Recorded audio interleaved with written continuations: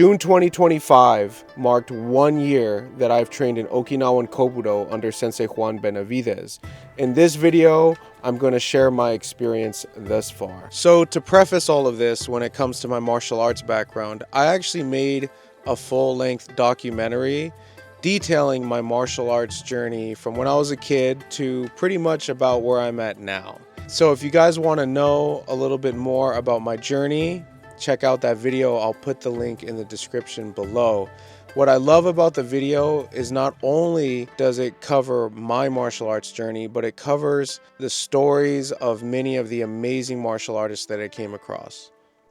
I started training in Okinawan in 2006. I was about 10 years old at the time. In 2015, I received my first degree black belt in that art form under Master Mike Dunchuk. During my high school years, I trained at South Coast Martial Arts, where I learned kunkamai kickboxing as well as boxing from Tu Win Hang. I also trained some Brazilian Jiu-Jitsu with Legacy, who is under Joe Moreira. I've been teaching martial arts since I was 16 years old, and after I graduated high school, I had a lot more time to improve my coaching skills. I was very interested in getting into the film industry, doing martial arts action films, so I ended up catering a lot of my training to learning how to do different martial arts styles that look really good on screen. So I have a very well-rounded martial arts background, and for the past 4 years I've worked as a kickboxing instructor at Team Oyama in Irvine. Point is, going into Kobudo, I had a diverse and expansive martial arts background.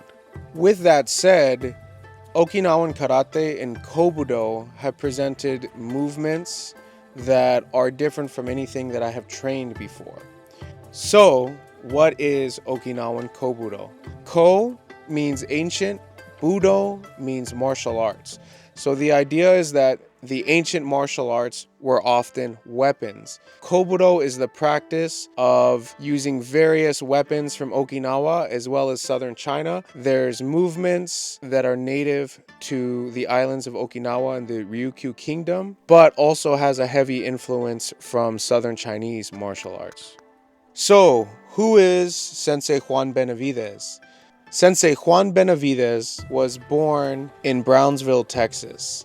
As a youth, he ended up moving to Southern California, first in Norwalk, but then ended up settling down in Santa Ana. He trained Goju-Ryu, Karate, and Kobudo under Sensei Kimo Wall, as well as Sensei Roy Oyakawa. He was fortunate enough to come across many great masters of Okinawan martial arts where he was able to exchange knowledge with them. Sensei Benavidez has been teaching martial arts for decades. The unique thing about him is not only does he teach Goju-Ryu and Okinawan Kobudo, but he also has his own style of Kobudo called Benavidez Kei Kobudo, as well as his own style of empty hand karate called Sensei Ryu.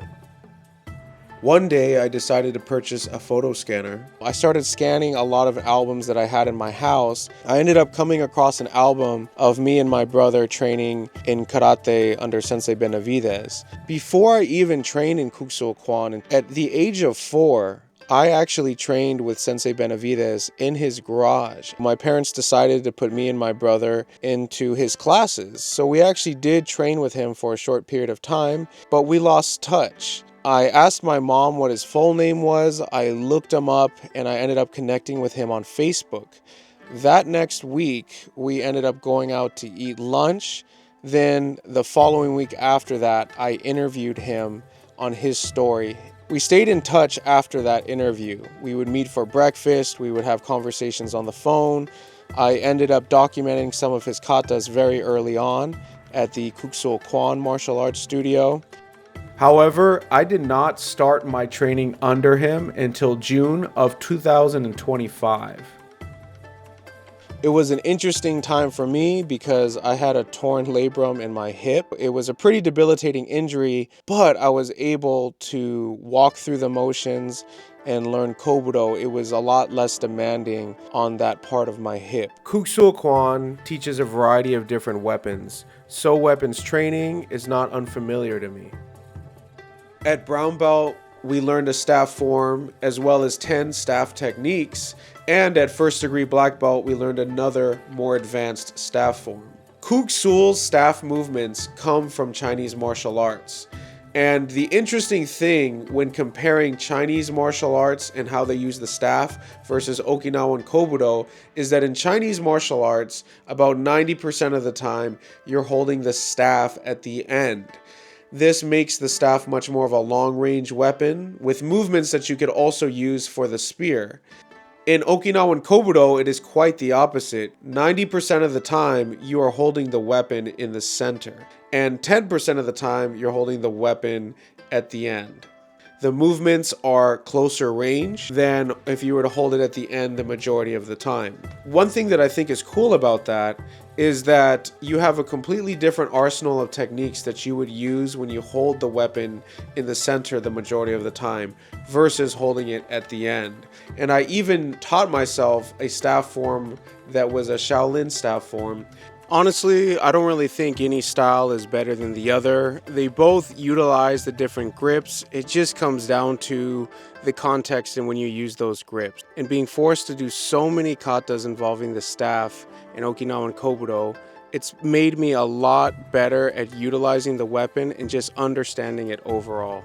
One style of movement I want to dive into more is Chinese wushu, and specifically how they use the staff, because I work in film, and in film movements have to be very aesthetic, and in wushu they are the best at making the staff movements look beautiful. So when it comes to Kobudo, we would start our training with warm-up exercises. We would often do these things called exchanges, where we are changing the grip on the bow, getting familiarized with it as we are doing different movements. Then we would practice movements in a line, where we would go in a line and we would do strikes to the head, to the body, to the leg, and just practice accuracy and the overall movement. What I really love about Sensei Benavidez' style is that he always has creative exercises to help you understand the weapon better.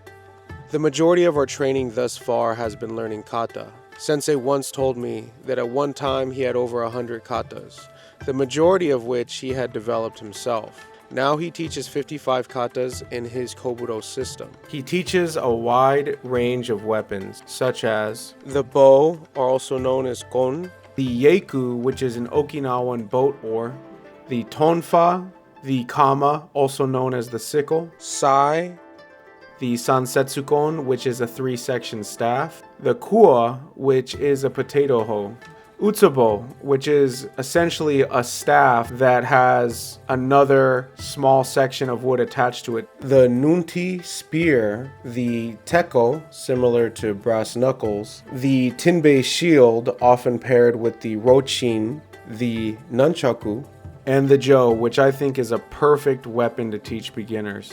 Now, one might say that it's better to train one kata for years and just master it before moving on to the other one.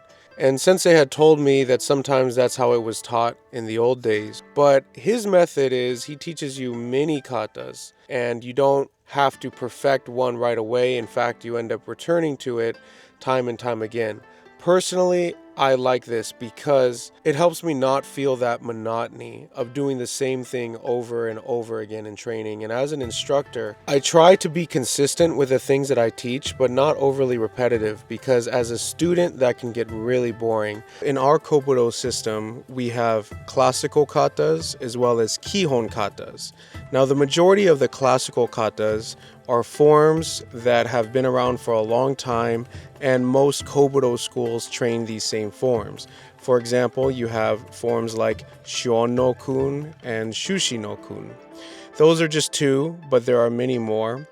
And every school has their own variation and their own flair on how they perform these katas, but it is relatively the same.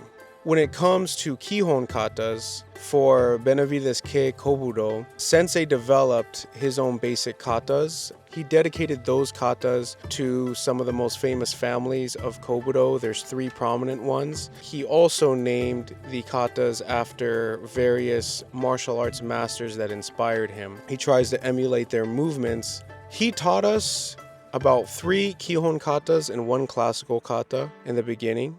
He taught us Matayoshi no Kihon Bo, which translates to basic bow of Matayoshi, and this was a form honoring the Matayoshi family, who is a major contributor to Kobudo. We mimic his movements within that form. We use his signature chamber as well as his long stances that he would use. Then the next kata is Taira no Bukata Daiichi.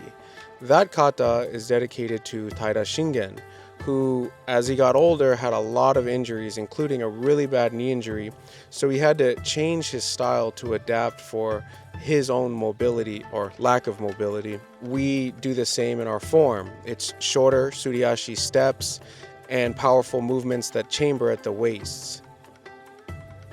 Then we have Kihon Yamanibo Daiichi, that once again pays homage to the Yamani style.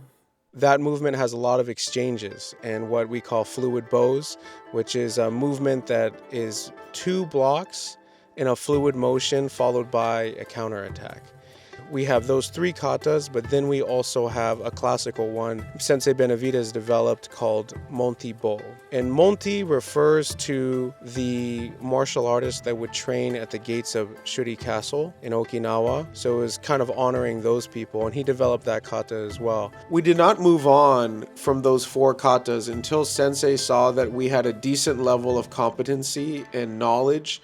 But after that, we went on to learn so many more different katas. That was quite a challenge for all of our brains and memorization, but it was very enjoyable. So far, I've learned 7 different weapons and a total of 16 different katas.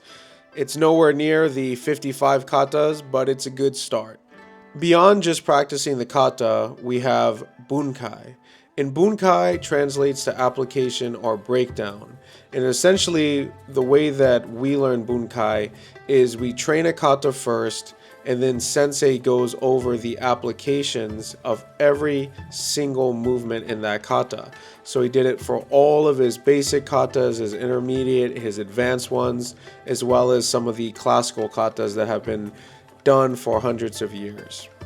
He places a very deep emphasis on bunkai. Every kata has little battles within it, a series of bunkais, a series of applications for fighting. Everything has to have a meaning. It's quite scary when he demonstrates the bunkai for the katas on us. He moves so quick and so powerful. He is 73 years old, but he still has so much power. It is incredible. Another type of training that we did was called Kiso Kumite. And Kiso Kumite is a series of blocks and attacks that you do with a partner. These are strikes that sometimes are taken from katas, but they're not about performing a certain kata.